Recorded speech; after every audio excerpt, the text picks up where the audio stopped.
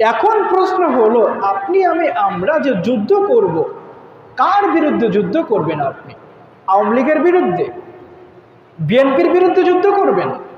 কার বিরুদ্ধে যুদ্ধ করবেন? পৃথিবীতে যতগুলো দল আছে, আপনার দৃষ্টিতে অনেকগুলো দল থাকতে পারে, তবে আল্লাহর দৃষ্টিতে পৃথিবীতে আদম থেকে নিয়ে কিয়ামত পর্যন্ত কেবলমাত্র দুইটা দল পৃথিবীতে অবস্থান করবে। কথা যদি বুঝে থাকেন তবে বলেন, কয়টা দল? কয়টা দল? দুইটা দল।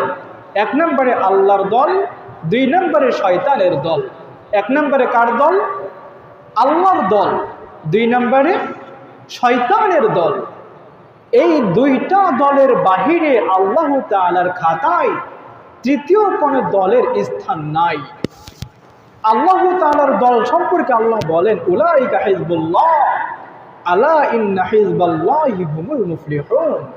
জেনে রেখো, আজ হোক আর কাল হোক, সময়ের ব্যবধানে আমার দলটাই একদিন বিজয় অর্জন করবে। সুবহানাল্লাহ। আর শয়তানের দল সম্পর্কে আল্লাহ বলেন, উলাইকা হিজবুশ শাইতান আলা ইন্না হিজবাশ শাইতানি হুমুল খাসিরুন। সাবধান, শয়তানের দল চিরকাল তারা একদিন আগে হোক একদিন পরে হোক অবশ্যই শয়তানের দলই ক্ষতিগ্রস্ত হবে। সম্মানিত প্রিয় ভাইয়েরা, তো পৃথিবীতে আল্লাহর দৃষ্টিতে দল কয়টা? কয়টা? দুইটা।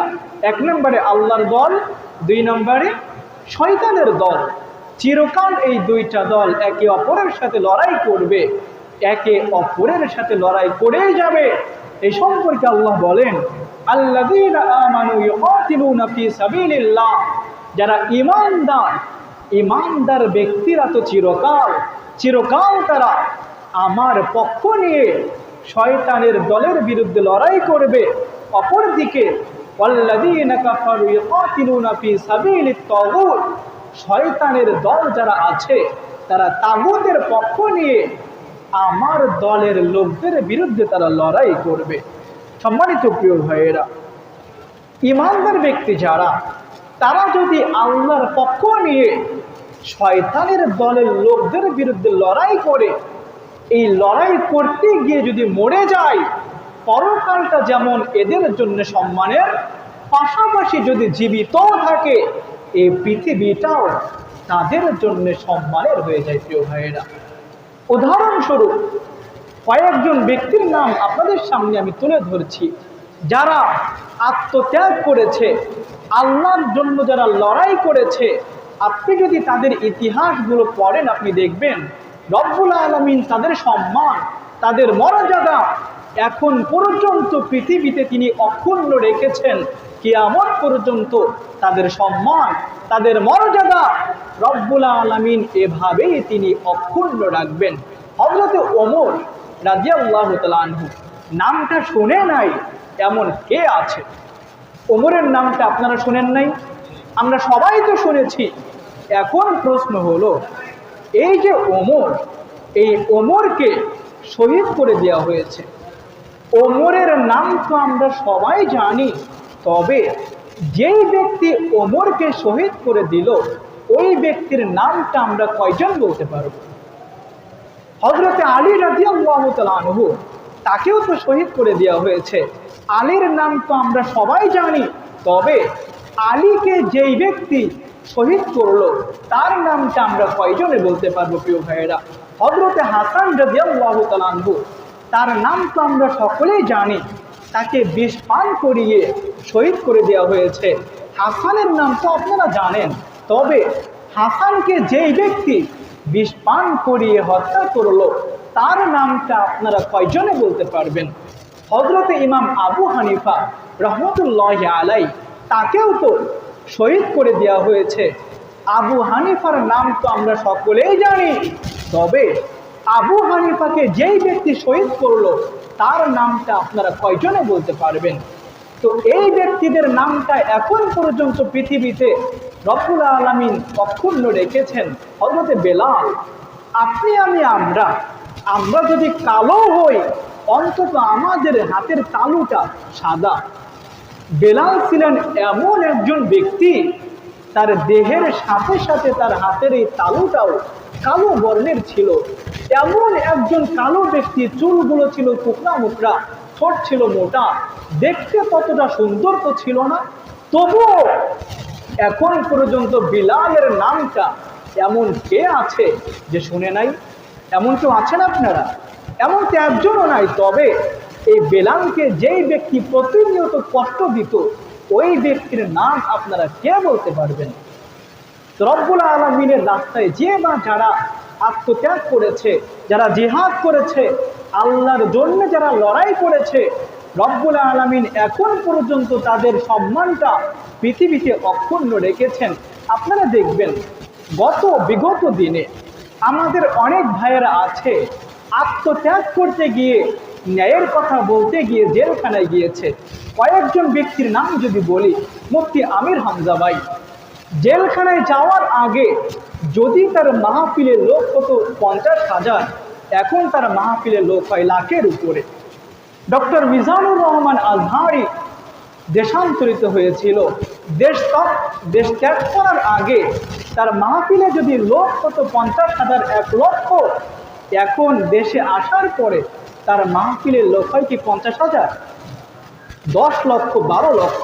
তো রব্বুল আলামিন এই যে এদের সম্মান, এত মর্যাদা কেন বাড়িয়ে দিলেন? কারণ এই মানুষগুলো রব্বুল আলামিনের জন্য আত্মত্যাগ করেছে, রব্বুল আলামিনের জন্য কষ্ট স্বীকার করেছে। আপনিও যদি আল্লাহর জন্য আত্মত্যাগ করেন, রব্বুল আলামিনের জন্য যদি কষ্ট স্বীকার করেন, আপনার সম্মান, আপনার মর্যাদাও তিনি বাড়িয়ে দিবেন। আওয়াজ করে উত্তর দিতে হবে, তিনি কে? তিনি কে? আল্লাহ। সম্মানিত প্রিয় ভাইয়েরা, যদি লড়াই করতে গিয়ে আপনি বেঁচে থাকেন পৃথিবীতে যেমনি ভাবে আপনার সম্মানটা রব্বুল আলামিন বাড়িয়ে দেবে। যদি আপনি শহীদ হয়ে যান, তবে পরকালেও আপনাদের সম্মানটা যিনি বাড়িয়ে দেবেন, তিনি কে? আল্লাহর নাম বলতে কি আপনাদের কষ্ট হয় নাকি? কষ্ট হয়। তো পরকালেও যিনি আমাদের সম্মানটা বাড়িয়ে দেবেন, তিনি কে? আল্লাহ। আল্লাহর রাস্তায় যারা তাদের জীবনটাকে বিলিয়ে দেবে, তাদের সম্পর্কে আল্লাহ বলেন, ওয়ালা তাহসাবান্নাল্লাযীনা কুতিলু ফি সাবিলিল্লাহি আমওয়াতা, সাবধান, যে মানুষগুলো আমার রাস্তায় লড়াই করতে গিয়ে নিহত হয়, খবরদার, তোমরা মনে করো তারা মৃত, অথচ আমি আল্লাহ বলছি তারা মৃত না। সুতরাং যারা আমার রাস্তায় শহীদ হয়ে গিয়েছে, তোমরা তাদেরকে মৃত বলো না, বাল আহইয়াউন, বরং তারা জীবিত, ইনদা রাব্বিহিম ইরযাকুন, শুধু জীবিতই না, প্রতিনিয়ত আমি আল্লাহ তাআলা তাদেরকে রিজিক দান করতে থাকি। সুবহানাল্লাহ।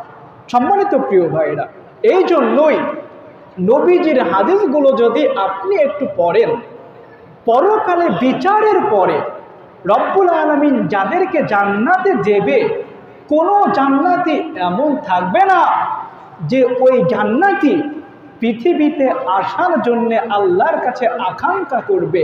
তবে নবী বলছেন ইল্লা শাহিদ, তবে ওই ব্যক্তি, যেই ব্যক্তি আল্লাহর রাস্তায় যুদ্ধ করতে গিয়ে শহীদ হয়ে গিয়েছে, এই ব্যক্তিকে জান্নাতে দেওয়ার পরেও এই ব্যক্তি আল্লাহর কাছে বারবার এই প্রার্থনাই করবে, হে আল্লাহ, আর মাত্র একবার আমাকে পৃথিবীতে পাঠাও, আর একটাবার এই জীবনটা আমি তোমার জন্য উৎসর্গ করে দিয়ে আসি।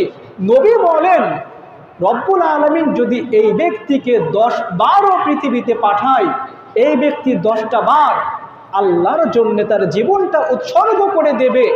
11তম বারও আল্লাহর কাছে এই আকাঙ্ক্ষাই করবে, হে আল্লাহ, আর মাত্র একটা বার তুমি আমাকে পৃথিবীতে পাঠাও, আমার এই জীবনটা তোমার রাস্তায় উৎসর্গ করে দিয়ে আসি।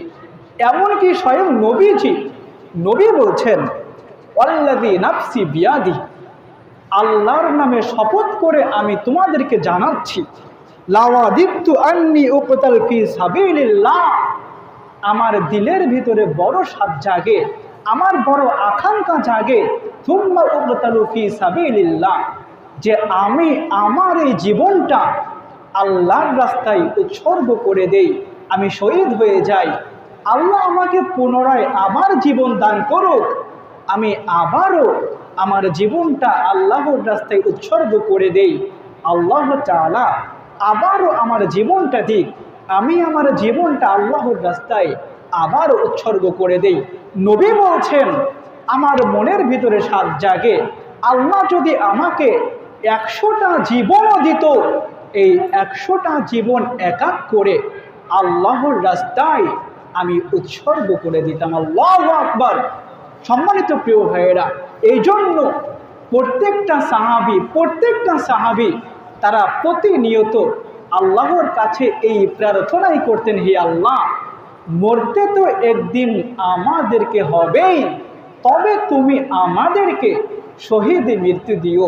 হযরত ওমর বলতেন, আল্লাহুম্মা ইন্নী আসআলুকা শাহাদাতান ফি সাবিলিক, হে আল্লাহ, মরতে তো একদিন আমাকে হবেই, তবে শহীদি মরণ ছাড়া সাধারণ কোনো মৃত্যু আমাদেরকে দিও না। প্রিয় ভাইয়েরা আমার, দুঃখজনক ব্যাপার হলেও সত্য, যেই নবী প্রতিনিয়ত আল্লাহর কাছে শহীদ মৃত্যু আকাঙ্ক্ষা করতেন, যেই সাহাবীরা প্রতিনিয়ত শহীদ মৃত্যুর জন্যে আল্লাহর কাছে দোয়া করতেন, অথচ আমরা জিহাদের কথা শুনলেই ভয় পাই কিনা, কি নাকি? অথচ নবী বলছেন, মান মাতা ওয়ালাম ইয়াগজু ওয়ালাম ইউহাদ্দিস নাফসাহু বিল গজবি মাতা আলা শুবাতিন মিন নিফাক। তুমি যদি যুদ্ধ না করো, আল্লাহর রাস্তায় তুমি যদি লড়াই না করো, আর তোমার মনের ভিতরে যদি কখনো শহীদ হওয়ার তামান্না না থাকে, তুমি যে মৃত্যুবরণ করলে, তুমি যেন মুনাফিক হয়েই মৃত্যুবরণ করলে। এই জন্য প্রিয় ভাইয়েরা, মুনাফিক হয়ে যদি আমরা মৃত্যুবরণ করি, তাহলে পরকালটা মনে হয় আমাদের জন্য অনেক সফলতার হবে, অনেক সম্মানের হবে। মুনাফিকরা পরকালে সবার আগে জান্নাতে যাবে নাকি? কোথায় যাবে? জাহান্নামে যাবে। শুধুই কি জাহান্নামে যাবে? আল্লাহ বলেন, ইন্নাল মুনাফিকিনা ফিদ দারকিল আসফালি মিনান নার।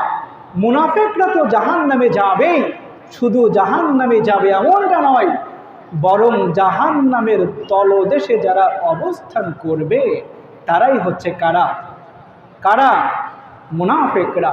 এই জন্য আপনার দিলের ভিতরে যদি শহীদ হওয়ার তামান্না না থাকে, নবী বলছেন আপনি মুনাফিক হয়ে মৃত্যুবরণ করবেন। এই জন্য প্রিয় ভাইয়েরা, আমাদের প্রত্যেকটা মানুষের অন্তরে জিহাদ করার তামান্না লালন করতে হবে। এটাই হচ্ছে ইমানদারের ইমানি দায়িত্ব।